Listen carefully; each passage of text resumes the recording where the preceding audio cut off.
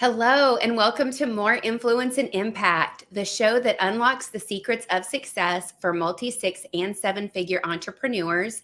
I'm your host, Celia Faye Meisel, sales growth consultant, and I'm here to help you tap into the wealth of knowledge, strategies, and experiences of today's most influential industry leaders.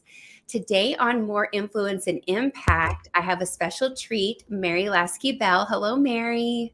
Hi, thanks so much for having me. You're so welcome. Mary has been a sales and marketing leader for 9 years since earning her PhD in sociology from Vanderbilt University. In 2020, she decided to use her skills and experience to launch her own copywriting business so she could have more autonomy in who she helps and serves. She quickly niched down to email marketing and list management and now helps 7 and multi 8 figure companies scale with email. She's a dedicated wife and mother, and when she is not hanging out with her family or writing amazing copy, you'll see her at the gym, in nature, or leading groups of people through healing breathwork journeys. So, a woman of many talents. And today we're going to talk about your marketing talent of being an amazing marketer. Thank you. I'm so excited. Yes. So let's get into talking about prioritizing email marketing and really how important it is in a business. We know that a lot of business owners, like they know they should be doing it, but they're not necessarily doing it. So why should they prioritize it? I think, something that's been talked about a lot is email is like the one place where you own your contacts. And once they've given you that information and they've given you permission to talk to them, you can land right in their inbox and have that conversation with them. A lot of people have big audiences on social media and they put a lot of time there. And number one, the algorithms are changing all the time. So you don't know if all of that time and money investment that you're putting into getting in front of your audience is actually going to achieve that goal. And number two, you never know if you could be shut down, and your audience would be taken away from you, or you would be taken, not be put in front of them. A business owner was just telling me the other day that she had a friend who grew a multi six-figure business on Etsy, and Etsy shut her down and she had no email list and no way to get in touch with her people, and that happens on social media too. So, taking it to email, number one, for that one-on-one conversation, I think is super important. And that you are in front of your audience and you own that audience's attention. Yes, and that is a horror story we hear all the time. People will say, if Facebook shut down tomorrow or Instagram shut down tomorrow, do you own your contacts? And Yeah. yeah, I mean, at the basic is the list build, right? And getting the people over from that platform onto your email list. But then what about like actually communicating with them, right? Because you have the contacts. And I know with a lot of your clients, they have thousands of people probably on their lists that they've invested a lot of money through ads and other marketing efforts to get there. Like, what do you see gets in the way from them actually prioritizing continuing that conversation? Yeah, that's a great question. I think a lot of times it just comes down to lack of planning and lack of strategizing. I see a lot of business owners and entrepreneurs sit down that morning and say, what am I going to send my list today? And then it becomes this daunting task that takes your whole morning, sometimes into your afternoon, because I don't know if you've ever written under duress, Yes. but it's very hard and it takes a longer time to write under duress when you're like, okay, I have to get an email out today to my audience. Where am I going to send them? What's the goal? What are we trying to say? What do we want from them? It becomes like this panic time sucker. And then it's, late morning or middle of the day, and they've gotten nothing done but try and brainstorm and write and send this one email. And God forbid there be tech issues that day, like, so it always comes back to what are your goals? And then what's the strategy to achieve those goals? And so I like to look a week, 2 weeks, a month, even a quarter out and figure out what kinds of emails are we going to send? What's going to be the cadence? What's going to be, how are we going to mix it up so that we're not pounding them with sales all month long, even if we've got multiple things that we need to get in front of their eyes. So a lot of it comes down to goal setting, strategy, and planning. Yes, goal setting, strategy, and planning. And, the thing is, I work with a lot of women business owners who are, multi six, going to seven figures, and they still have a lot of these kind of solopreneur habits, right? Because writing that email and, putting yourself in the crunch and knowing that it needs to get done is definitely a solopreneur habit to me, of like clinging on. And I find that when it comes to like online coaching, those types of programs, a lot of them are really geared toward startups, new business owners. And so for women business owners in particular, but men too, like them getting into that point that they're like operating as the CEO, like they have to start to let things go, right? And they start to have to make more strategic decisions, especially around their marketing, right? So what do you see when it comes to like education that these business owners need to know in order to start to step out of that solopreneur habit of like writing their own emails and their own copy so that they can scale? Like, what do you think really holds them back? And, especially when it comes to like knowledge and education around that. Yeah. I think it's hard for them to let go, not just because they're in the habit, but because this is such a huge piece of their business. I mean, I have a client who, 75 to 85% of their revenue is generated through email. So, like if they would have brought in the wrong person, that's a big responsibility. And so a Yeah. lot of entrepreneurs, I think, too, are afraid to hand it off because it's so valuable. You really have to make sure that you have the right person in place. And that comes down to, I know that you believe in not like jumping into closing a sale with somebody, like take the process slow, interview multiple people, figure out who's the best fit. I like to write a custom sample for my prospects so that, Mhm. they can't, not just that they see things that I've written for other people, but what am I going to actually be writing to your list when I'm sitting in front of your ESP? Right. I think that builds a lot of trust. And all of a sudden they get like this fresh breath of like, oh my gosh, you could actually be the one to do this. And I'm like, yeah, I know. And along with that, I think that a lot of my clients, especially if they're the one who has been doing it for so long, well, two things. Number one, either they're the one who's been doing it for so long, um, and they've developed a brand voice, and it truly represents how they want to continue. That's the voice that they want to continue using, and not all copywriters can capture brand voice. Yeah. So that's another piece that comes in, and that's why I like to do a custom sample so that they can see, like, it's going to be nurtured and cared for and said the same way that you would say it.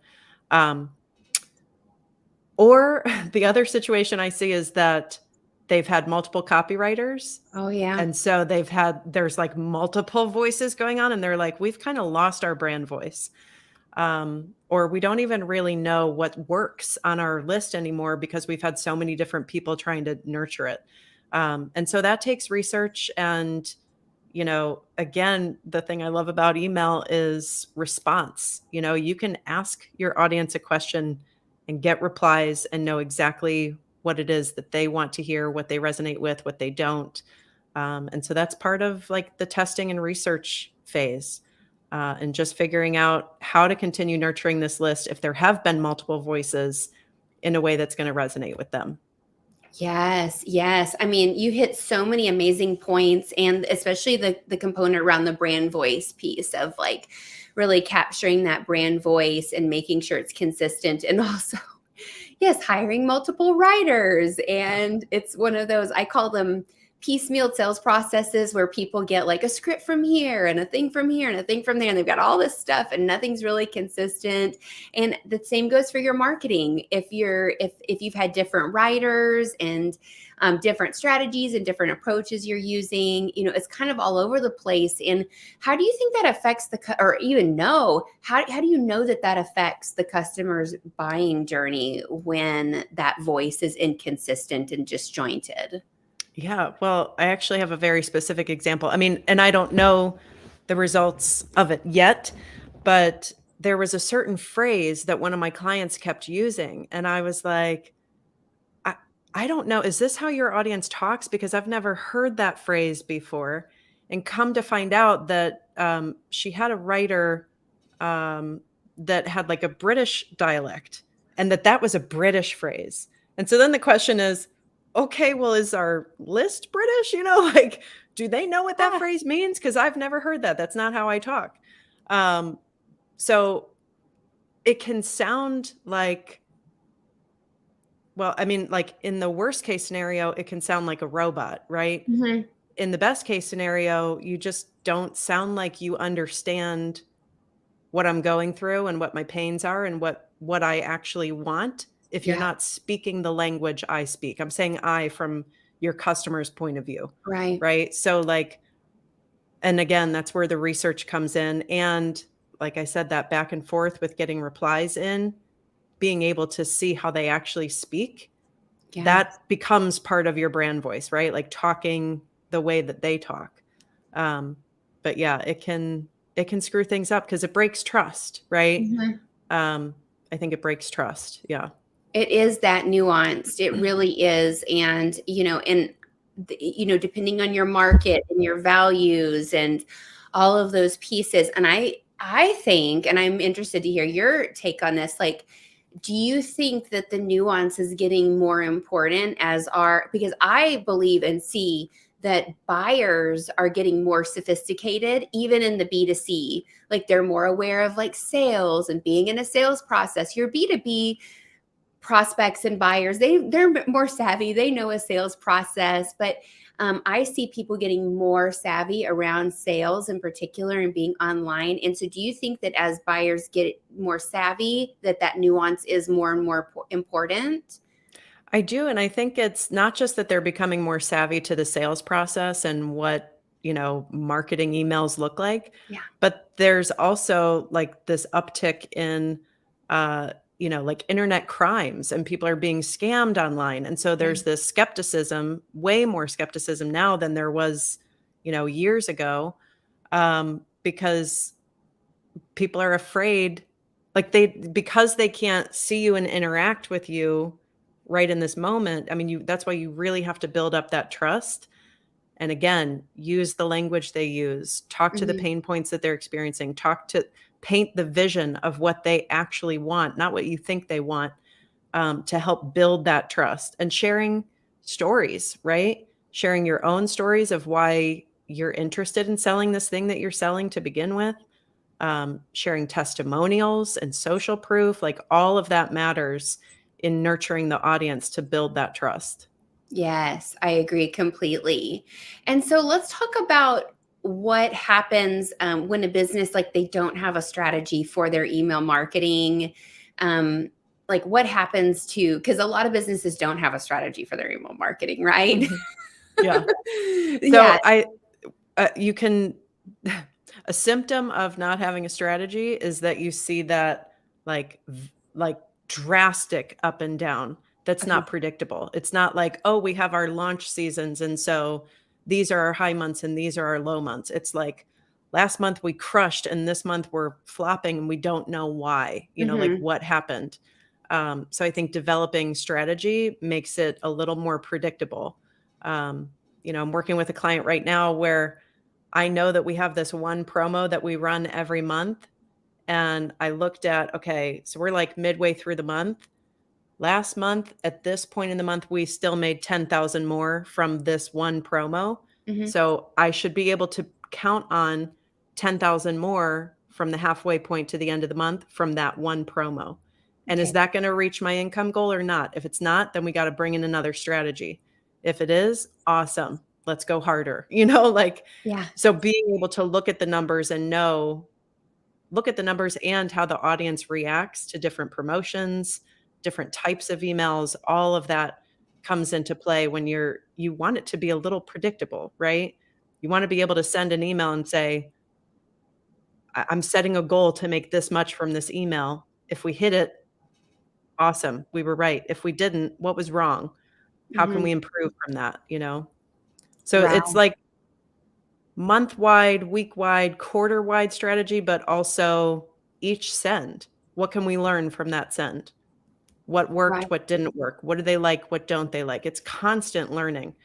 Um, yeah, it's not like, and I don't know if other platforms are like that, but it's not like you learn your list once and then the same offer or the same type of email or the same call to action works on them all the time. It's a constant learning from the list and moving like one step ahead of them, you Yeah. know? Yeah. And nothing in business is one and done. Yeah. Yeah. I mean, it's just not. You're always dialing it in, you're always tweaking, and I think too working with high achievers, high performers that want to continuously grow and hit that next level is always going to be there, that optimization. I True. rarely ever come in contact with business owners who are like, yeah, I'm making this much per year and I just want to stay there forever. Yeah. It's Yeah.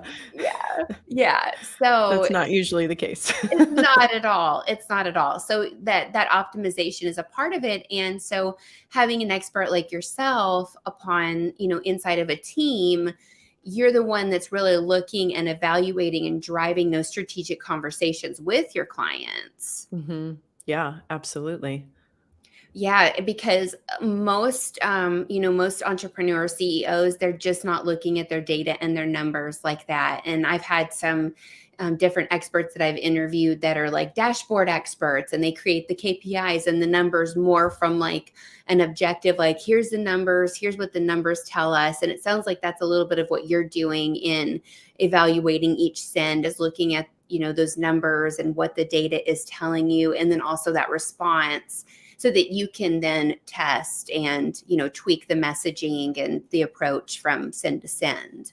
Yeah, absolutely. It's a weird quirk I have to read numbers and tell a story from those numbers, which is funny because I needed a math tutor in high school, but then I went on to become like Yeah. this expert statistician in grad school, and being able to read numbers and actually understand the story that they're telling, I think is so key to the whole strategy piece and the creativity side, you know?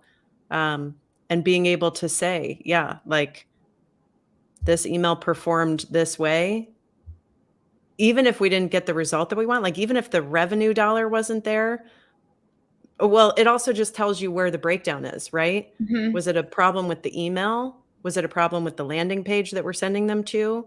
You know, and different numbers can tell you where the problem is. So being Mhm. able to read those numbers and understand what they're pointing to and go fix that thing as opposed to fixing something that isn't broken just because you're winging it, you know, Right. that's really important and efficient, right? Yes. Super Yeah. efficient. And I know because it's like entrepreneurs will go and break their businesses sometimes trying to fix one thing that they think is the problem. And you don't know what you don't know, Yeah. right? Yeah, I had a prospect who was like, well, she's a client now, but when we were first talking, she was like, "Oh, and I also need my sales page rewritten. Can you do that?" And I said, "Well, how do you know you need your sales page rewritten?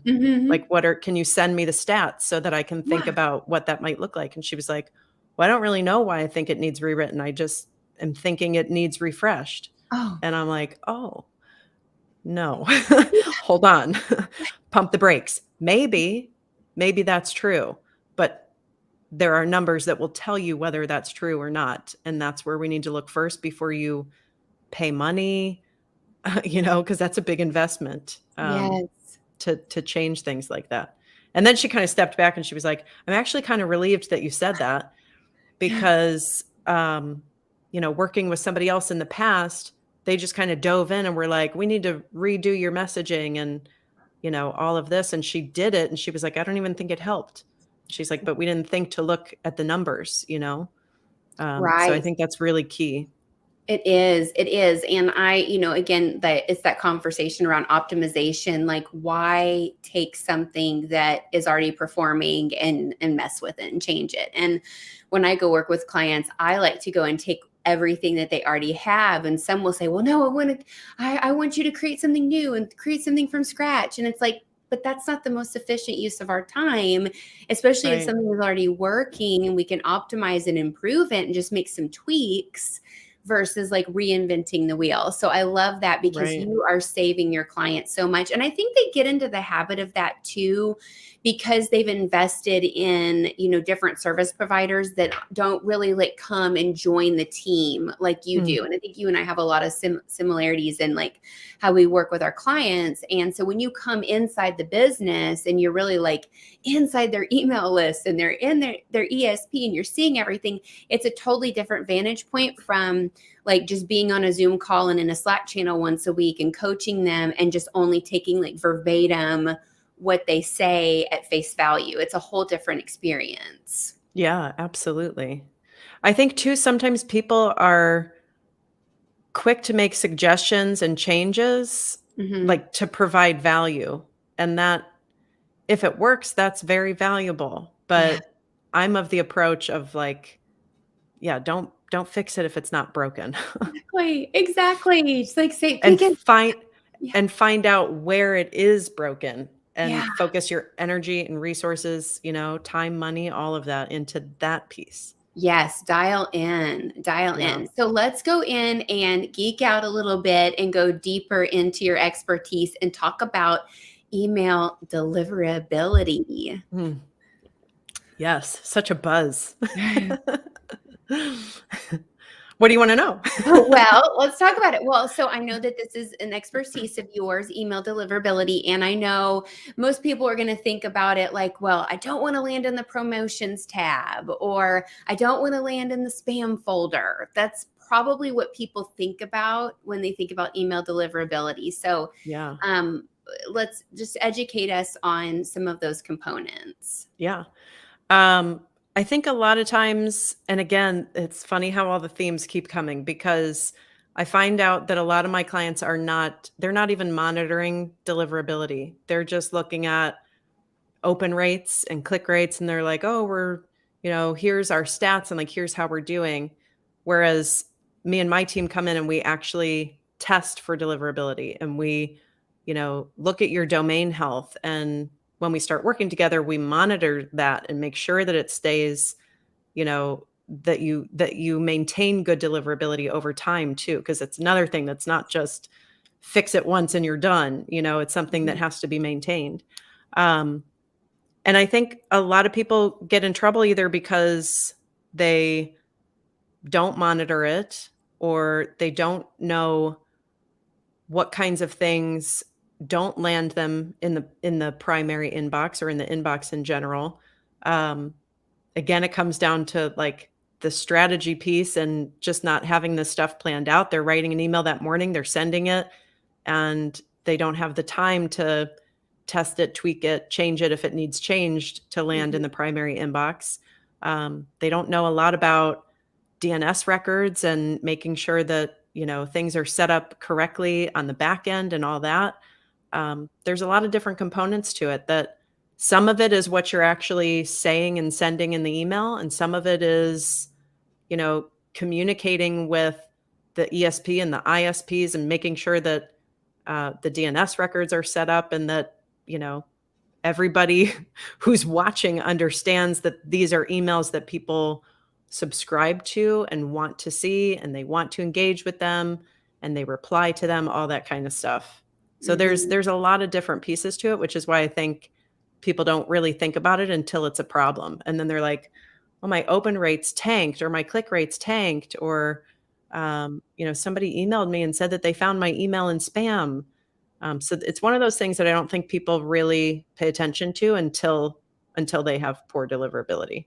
Yeah, and then it's like, "Uh-oh, bail me out, I need help," and Yeah. yeah, and it's really nuanced, right? I mean, and this is an expertise of yours that you have trained on and continue to train and get expertise on, so you definitely don't wanna mess around with this on your own and try to DIY it, but go to an expert like Mary True. and Yeah.